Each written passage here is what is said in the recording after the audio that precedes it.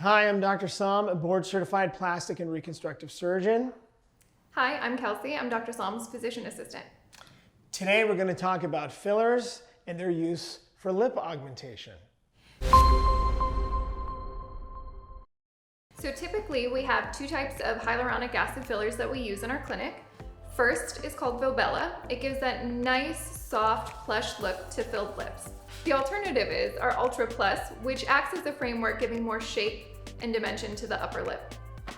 We'll typically use a combination of both of these products based upon what the patient's actual lips and anatomy are. For people that need a little bit more definition, we'll start out with Ultra Plus to create that nice framework. And then we'll switch over to Volbella when we want that nice, soft and plump look. So there are different ways people do lip injections. A lot of people will go traditionally straight in with a needle and inject. We, at our practice, don't like that way. The reason behind it is because we don't like to use sharp needles because of the risk of it embolizing and going into the blood vessels and causing a lot of the major problems that people hear and are afraid of with fillers. So we use cannulas for injection, which is basically a blunt-tipped needle, so it can't damage blood vessels. And therefore, it eliminates that scary, really rare, but bad things that can happen with injection.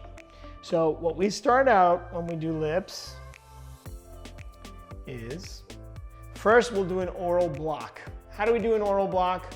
We take a little bit of lidocaine numbing medicine and we inject it into the four corners of the mouth, thereby basically the same thing you would do when you go to a dentist for procedures, and then they become numb. Once they're numb, now it becomes a completely painless procedure and is much more comfortable.